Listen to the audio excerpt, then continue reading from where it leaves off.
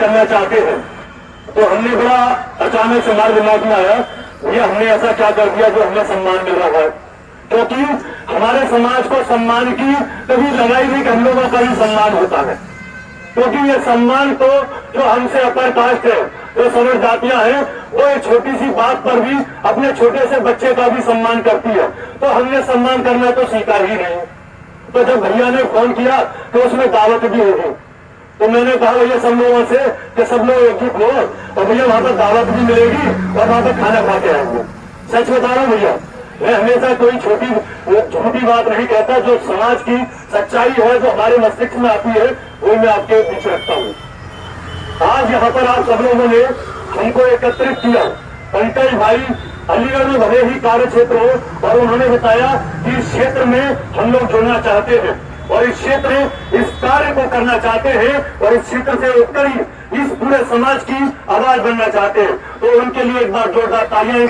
उसकी पूरा आयोजन पंकज भाई ने किया है और मंच पर बैठे हैं, मैं भी था दादा पीछे बैठे हैं जसवंत सिंह जी, जो बुंदेलखंड जो वीरों की भूमि रही है उस क्षेत्र में कार्य कर रहे हैं। और पहली बार मुझे बताया कि वो हमारे स्वामी ब्रह्मानंद मोदी जी के साथ में कदम से कदम मिला करके उनके साथ इलेक्शन में भी रहे हैं और उनके साथ करने का उनको सौभाग्य प्राप्त हुआ। एक बार जोरदार तालियां। और हमारे बीच में प्रधानाचार्य बैठे हैं, मैथमेटिक्स को पढ़ाते हैं बड़े सरल विधि में और मथुरा इंटर कॉलेज में 15 वर्षों से बताया कि मैं सेवाएं दे रहा हूं, उससे अधिक वर्षों से मैं सेवाएं दे रहा हूं।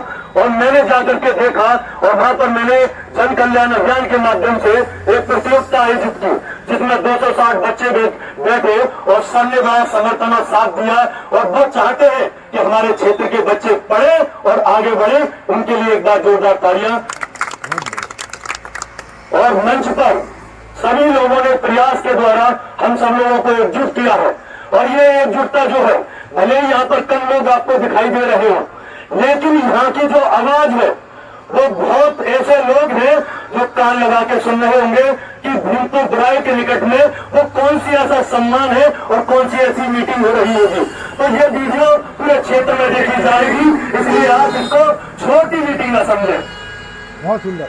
तो मैं आप लोगों से कहना चाहता हूँ कि बेवजह कोई बात नहीं होती, कि बेवजह कोई बात नहीं होती, हर बात की कोई बात होती है। और आज की चिंगारी सुन लो, आज की चिंगारी सुन लो, कल की आवाज होती है। और चुपचाप जो रहती है कौमें, चुपचाप जो रहती है कौमें, नस्लें उनकी बर्बाद होती है। बहुत सुंदर। हमारे योगेश भाई ने बड़ी ईमानदारी से अपनी बात रखी। उन्होंने बताया कि जब भी कोई क्षेत्र में घटना हो जाती है तो इंस्पेक्टर साहब कह देते हैं ये तुम्हारे समाज के आदमी है, इनको समझाओ। सोचिए, और चाय पर बैठेंगे। बहुत ईमानदारी से जो बात बोली है उनके साथ में हुआ है, इसलिए उन्होंने अपनी पीड़ा को व्यक्त किया है और उस पीड़ा को वो समझ भी गए हैं कि हमारा किस प्रकार से उपयोग किया जा रहा है और आगे की जो लड़ाई होगी हम समाज के लिए लड़ेंगे। इसलिए भैया को क्रांतिकारी सलाम। बहुत बढ़िया। और भैया मैं बैठ के सुन रहा था राहुल मोदी को, उन्होंने एक ऐसे समाज की सच्चाई बताई कि जो मीडिया है हमारे भारत का चौथा स्तंभ माना जाता है नहीं लेकिन माना जाता है। चाहे कार्यपालिका हो, चाहे न्यायपालिका हो, चाहे विधायिका हो, और चौथा स्तंभ मीडिया। मैं कहता हूं भैया, कार्यपालिका में आपके कितने लोग हैं, न्यायपालिका में सुप्रीम कोर्ट और ये हाई कोर्ट में आपके कितने लोग हैं, और फिर आती है विधायिका, उसमें आपके कितने लोग हैं, और चौथा स्तंभ बचता है कि मीडिया में आपके कितने लोग हैं। उसकी सच्चाई राहुल मोदी ने बड़े बेखूबी आपको बताई है। एक बार क्रांतिकारी सलाम भाई राहुल मोदी को। भाई यहाँ पर जो लोग एकजुट हुए, मेरे गांव से भी लोग आए हुए हैं और क्षेत्र से भी लोग आए हुए हैं, इन सभी के लिए एक बार जोरदार तालियां, क्योंकि किसी न किसी प्रेरणा से होकर के यहाँ पर आज एकजुट समाज के लिए यहाँ पर आए हैं। हमारे भाई अभी लक्ष्य की टीम में जुड़े हैं, हमारे रोहित भाई हमारे क्षेत्र को शिक्षा के लिए अब कैसे आगे बढ़ाना है उसी की तैयारी कर रहे हैं, उसी के लिए प्रयास कर रहे हैं। एक बार भैया रोहित मोदी के लिए भी जोरदार तालियां। हमारे भाई सामने बैठे संदीप जी और सचिन मोदी जी और सूरज भैया, इन्होंने तो लाइब्रेरी खोलकर समाज के लोगों को पढ़ाने का बीड़ा उठाया है। और संदीप भाई की मैं कहूंगा, एक जो मेरे अंदर पीड़ा है, मैं पूरे समाज से कहना चाहता हूं कि हमारा ये जो समाज है वो खेती किसानी करने वाला समाज है। और इस खेती किसानी करने वाले समाज को खेती के साथ साथ में अब बाजारों में आना होगा, अपनी दुकानें खोलनी होंगी और व्यापारी बनना होगा। और उसी क्रम में हमारे संदीप भाई ने एक ज्वेलर्स की दुकान खोली है और बहुत अच्छा काम कर रहे हैं भैया। और हमारे भैया मेडिकल में दानपुर पर दुकान है सचिन भाई की और बहुत अच्छा प्रयास करते हैं। और आप सभी लोग, उमेश भाई आप बता रहे हैं कि पहली बार मिले हो और मैं सुनना चाहता हूं भैया, इसीलिए आप बुलाए भैया। और आपके लिए मान सम्मान के लिए भैया बहुत बहुत धन्यवाद। और हमारे सर संचालन कर रहे हैं बड़ा बेखूबी, एक एक व्यक्ति को पूरा मौका दे रहे हैं। और यदि आप में से भी कोई बोलना चाहता है हमारे बाद, तो हम शांत तरीके से उनको सुनेंगे, क्योंकि सबके विचार आने चाहिए। जब तक हम सभी के विचार नहीं सुनेंगे तब तक हमको ये आभास नहीं होगा, हमको ये पता नहीं चलेगा कि किसके अंदर कितनी चिंगारी छुपी हुई है। इसलिए हमें सबके विचार सुनने हैं, क्योंकि हमें बैठने की आदत भी डालनी है। क्योंकि जब यहाँ पर प्रोग्राम किया गया है, ये टेंट लगाया है, फ्लैक्स लगवाए हैं, इसमें पैसा लगता है और इस पैसे का एक भी रुपया दुरुपयोग नहीं होना चाहिए। इसलिए हम सब लोगों को अपने समाज की खातिर सुनना है और बैठना है, क्योंकि हमारी जो आदत रही है, हमने दूसरे लोगों की तंबू लगाए हैं, ये पहली बार अपने समाज के लिए तंबू लगाया है, इसलिए जोरदार तालियां दिया। इसलिए हमें अपने समाज के लिए तंबू लगाने हैं। किसी के लिए ये जो चटाई है और ये तंबू और ये कुर्सी हम आगे से नहीं बचाएंगे। और यही ऐलान हम इस विधानसभा से पूरे क्षेत्र में यदि हमें देना होगा तो देंगे कि आज से जो भी तंबू लगेगा और जो भी कुर्सी बिछाई जाएगी वो अपने समाज के लिए बिछाई जाएगी, दूसरे के लिए कोई गुलामी नहीं की जाएगी। बहुत सुंदर। क्योंकि समय बदलता है, आज हम अपने इतिहास नहीं जानते। ये तीन महापुरुष ये बैठे हैं, आप फ्लैक्स पर देख रहे होंगे, स्वामी ब्रह्मानंद लोधी, गुलाब सिंह लोधी और वीरांगना अवंतीबाई लोधी। ये वो महापुरुष है जिन्होंने कभी भी न तो अंग्रेजों के सामने घुटने टेके हैं, न मुगलों के सामने घुटने टेके हैं। उनके आंखों में आंख डाल करके जवाब दिया है, जिस भाषा में वो चाहते थे उसी भाषा में जवाब दिया है। और आज से पहले हम लोग राजघाट पर एकत्रित हुए थे, क्योंकि बात समाज की असमत की आई थी, बात वहां पर मोदी समाज के मान सम्मान की आई थी। जब मोदी समाज के मान सम्मान की आती है तो कोई पार्टी या कोई भी पार्टी उससे बढ़कर नहीं है। सब विचारधाराओं से ऊपर सबसे पहले समाज होगा। उस समाज के मान सम्मान के लिए हम खड़े थे और खड़े हैं और खड़े रहेंगे। बहुत सुंदर। क्योंकि हमारा जो खून है, इस खून में पहले भी लड़ाइयां लड़ी है।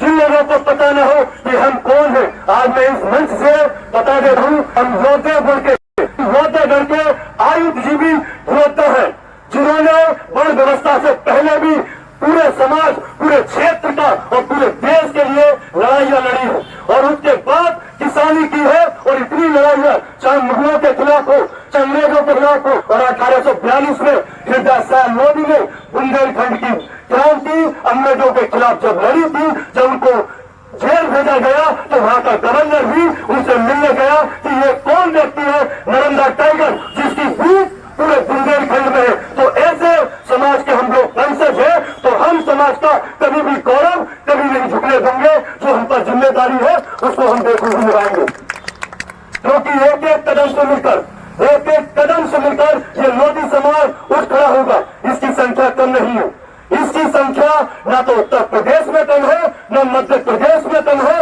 और न ही राजस्थान में कम है। और आप देखेंगे पूरे भारत वर्ष के, चाहे महाराष्ट्र हो, चाहे आंध्र प्रदेश हो, चाहे उड़ीसा हो, अलग अलग जगह पे देखेंगे कि हमारे समाज की जो उपस्थिति है वो है। क्योंकि बस कमी यह है कि हम अपने समाज से जुड़ नहीं पाए हैं। बस हमें मुहिम ये रखनी है, हमें अपने समाज से जुड़ना है। 550 से अधिक हमारे समाज के फिरके हैं, 550 से अधिक नरवरिया है, पथरिया है, महतो है, पटेल है। और आप जाके देखेंगे महतो है, पटेल है, तो अलग अलग फिरकों में बेटा हमारा ये समाज आज एकजुट हो रहा है, अपनी ताकत को पहचान रहा है। और यही समाज ऐसा होगा कि आने वाले टाइम में ये राजनीति को तय करेगा कि मध्य प्रदेश में किसका सिक्का चलेगा, राजस्थान में किसका सिक्का चलेगा और आपके इस उत्तर प्रदेश में किसका सिक्का चलेगा। ये आने वाले समय में ये मोदी समाज तय करेगा। हमारे बीच में एक बार जोरदार तालियों के साथ में स्वागत हो तेजवीर सिंह जो LIO सर है और हमारे लिए बड़ा कोऑपरेट करते हैं, वो हमारे बीच में आ चुके हैं। और सर ने भी कह दिया कि समाज से जो पढ़े लिखे जो युवा है वो आगे आने चाहिए और उनके लिए जिस प्रकार से भी हम लोग कर सकते हैं वो हम करेंगे।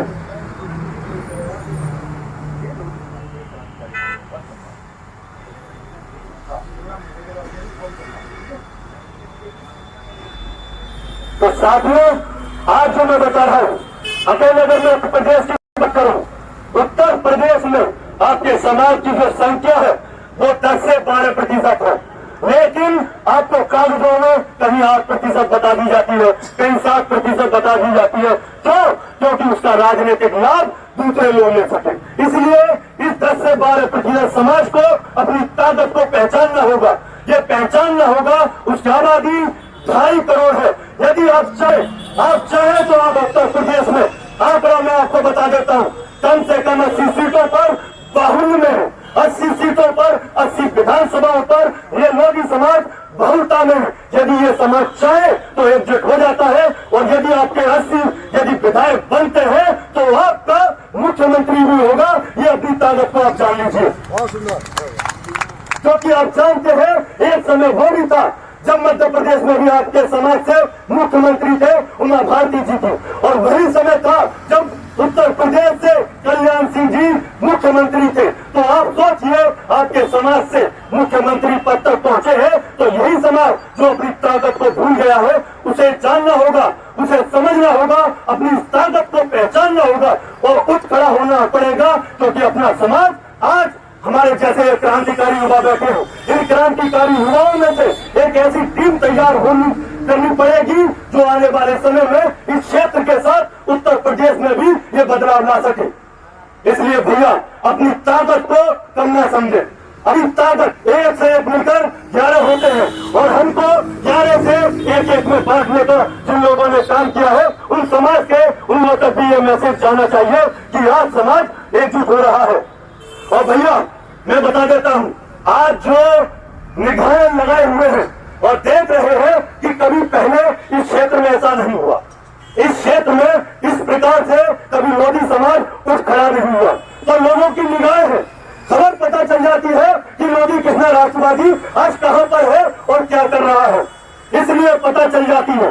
इसलिए सबसे पहले कहीं ना कहीं आप चाहे शासन हो प्रशासन हो, हम लोगों ने संविधान पढ़ा है, संविधान को मानने वाले लोग हैं, हम संविधान को मानने वाले लोग हैं और संविधान के अनुसार हम एकजुट होंगे और संविधान को पढ़ करके न्यायालय में और कार्यपालिका और विधायक की जो शक्ति है वो लेंगे और आगे बढ़ करके इस देश को चलाने में आगे बढ़ेंगे। और ये आप सभी लोग ठान लीजिए।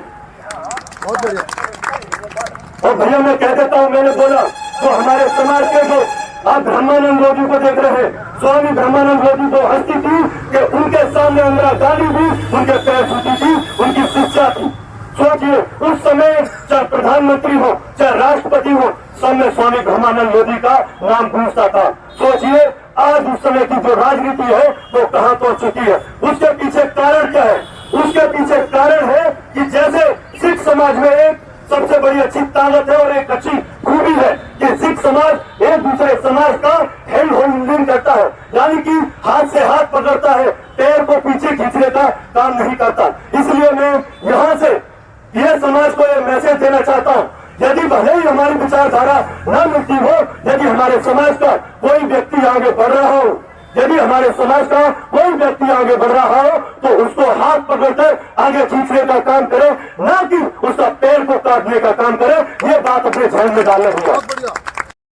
हमें अपने क्योंकि पहले इतना उत्थान नहीं हुआ, इसलिए हमको हैंड होल्डिंग करनी है। और दूसरी सबसे बड़ी सच्चाई बता दें, मैं घूमता हूँ, क्षेत्र की पीड़ा है, लिखता नहीं, पढ़ के आया और एक भाषा से बोल के चला। मैं भाषाओं में विश्वास नहीं करता, मैं समाज की पीड़ा करता हूँ। जब मैं क्षेत्र में घूमता हूँ, हमारे समाज एक सबसे बड़ी कमी है, हम लोगों के परिवार के जो मुद्दे होते हैं, जो छोटी छोटी बातों पर रूट कर अलग अलग हो जाते हैं और एक दूसरे का पैर काटने का काम कर